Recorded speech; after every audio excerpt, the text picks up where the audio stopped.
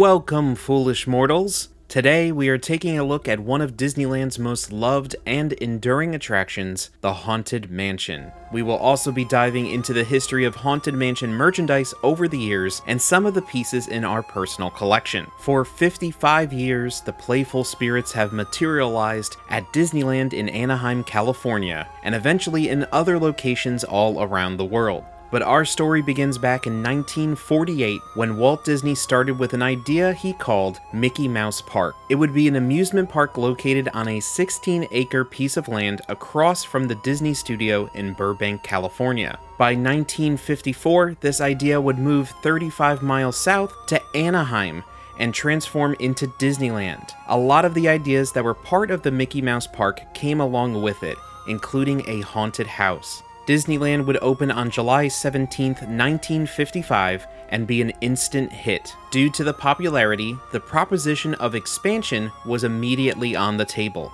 In 1958, New Orleans Square would be announced as the first new land added to the theme park. The new area would take up 3 acres and be a recreation of New Orleans from a time period prior to the Civil War. It would include authentic Southern cuisine, a wax museum, a market, and a haunted house. Disney artist Harper Goff created the original concept art for the haunted house back when the Mickey Mouse Park was in development. Once the project was resurrected for Disneyland, Ken Anderson was hired to bring the attraction to life. Anderson was an art director for the Walt Disney Studios. He took inspiration from what Harper Goff originally designed and combined it with the New Orleans setting to create a dilapidated antebellum mansion with the traditional creepy scenery, including overgrown weeds, bats, boarded up windows, and a black cat weather vane. His initial sketch being based on the Evergreen House in Baltimore, Maryland. Artist Sam McKim would take Anderson's sketch and develop it into one of the most iconic concept images of the Haunted Mansion. While the concept was met with positive feedback, Walt Disney didn't like the idea of a run-down building being present within the park. Going back to the drawing board, Ken Anderson took a trip to Northern California and came across the Winchester Mystery House. The home includes doors that go into brick walls, staircases that lead to nowhere, and a maze of rooms, all created by Sarah Winchester to confuse the spirits who haunted her as the widow of the Winchester rifle fortune. This home was a major inspiration to Anderson to make the haunted house into a walk-through attraction. He believed that a cohesive story was important to the success of the Haunted Mansion. The first version of the story was written in 1957. It featured the legend of Captain Gore. He was an old sea captain that had married a young woman named Priscilla. Once she learns that he is a pirate, he kills Priscilla and haunts him until he takes his own life. This story would be told by a butler who guides the guests through the mansion.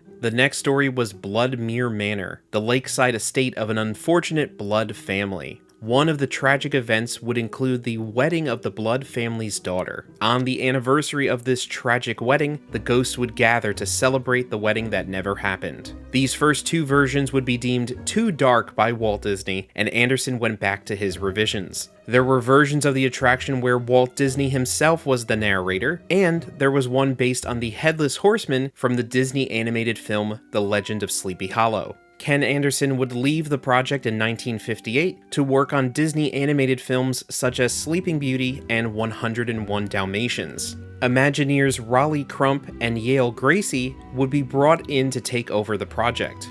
Crump known for his mastery of illusions, while Gracie was proficient in mechanical engineering. This new team would bring back the Captain Gore storyline and develop a few effects that would eventually become the following bus and the Leota effect. Walt would put the Haunted House project on hold in 1960 due to concerns with the development of the project. Construction of New Orleans Square would start officially in 1961 with the hopes that the haunted house would be fully developed within the 2 years it's gonna take to build the new land. However, by 1963, all other projects would put on indefinite hold due to Walt and WED Enterprises focusing on the 1964 World's Fair. Only the exterior of the Haunted Mansion was completed by this time. There was a sign placed outside of the mansion offering a post-life retirement home for anyone inquiring. After creating 4 successful projects for the World's Fair, WED Enterprises' team came back to focus on any projects that were put on hold prior to the World's Fair, including the Haunted Mansion. 2 additional Imagineers would now join the project, Marc Davis and Claude Coates. They would design the ghosts and the environments within the mansion. Davis would bring in the idea of a ghost host who would offer narration along with a butler tour guide escorting guests through the different scenes. These scenes included a stretching room, a seance, and an ending that would incorporate the bride storyline from Raleigh and Yale, along with some of the Captain Gore storyline from Ken Anderson again. The bride storyline would eventually come back into the final attraction with Constance Hatchaway, who resides in the attic of the mansion looking for a new husband as the heads of her previous husbands disappear from the paintings. In 1965, work on the ride would be halted again to focus on bringing some of the World's Fair attractions into Disneyland, including It's a Small World, Carousel of Progress, and Great Moments with Mr. Lincoln. Eventually, Walt Disney's final attraction would be Pirates of the Caribbean before he sadly passed away on December 15, 1966. Losing the leadership and guidance of Walt would once again bring the project to a halt. At this point,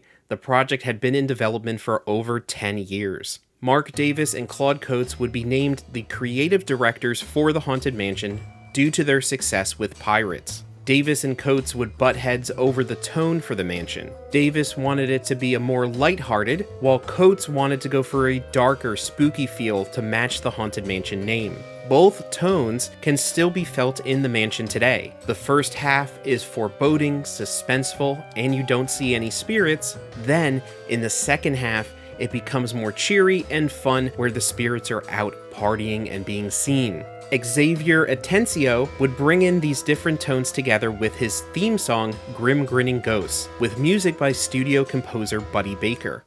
When the crypt doors creak and the tombstones quake, spooks come out for a swing and wake. Happy haunts materialize and begin to vocalize. Grinning ghosts come out to socialize.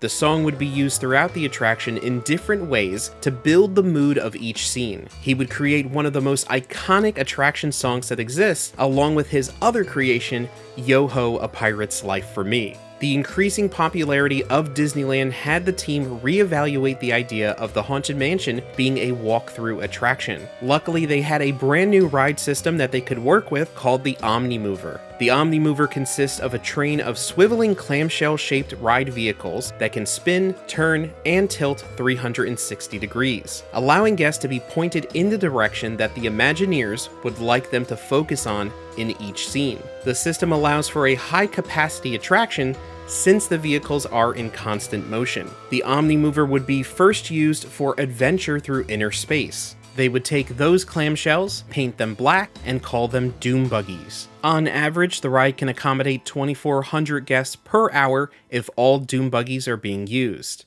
After 6 years of sitting vacant within Disneyland and over 16 years in development, the Haunted Mansion would officially open on August 9th, 1969. The Haunted Mansion was immediately a hit for Disneyland and became one of the most iconic of the park to this day. When it came time to build the Magic Kingdom in Florida, the Haunted Mansion was already on the list to bring to the new park. Both the West and East Coast versions of the attraction were being developed at the same time, since Florida would only open 2 years after the original. While the majority of the rides are the same, there are some differences, including the exterior of the mansion. The Anaheim Mansion is set within New Orleans Square, while the Orlando Mansion is set within Liberty Square, an American colonial town, leading to a more Dutch Gothic manner for the Florida attraction. The Florida version also has 3 additional scenes, including an extended portrait gallery, a library, and a room of endless staircases. One effect that would materialize in both mansions in the future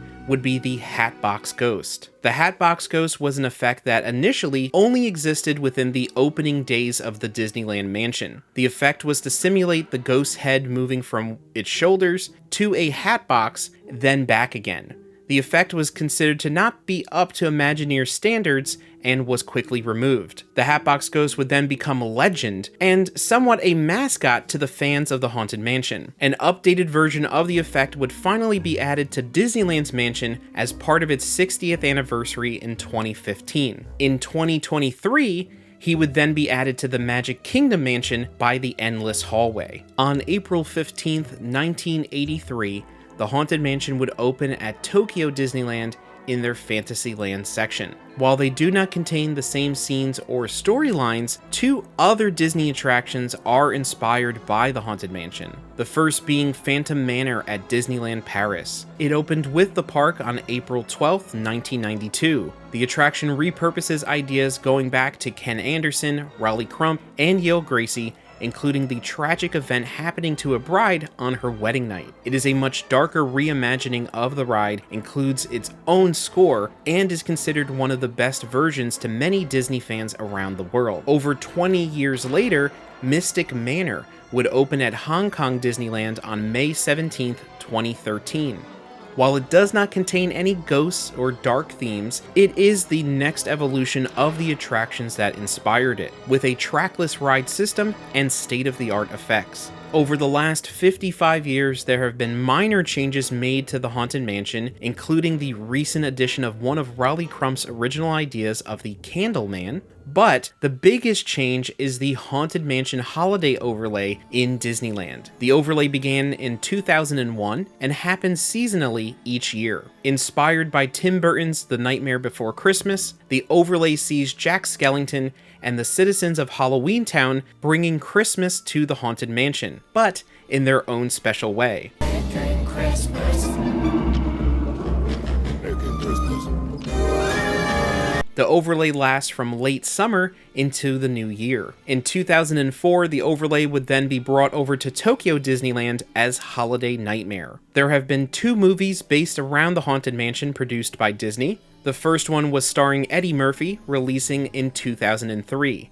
The film even produced a set of McDonald's Happy Meal toys. A reimagining would then be released 20 years later in 2023, starring Owen Wilson, Rosario Dawson, Jared Leto, and Danny DeVito. Due to the popularity of the attraction, there have been tons of merchandise produced over the years, both for the main Haunted Mansion and the overlays. This includes pins, t-shirts, posters, action figures, board games, Funko Pops, Hallmark ornaments,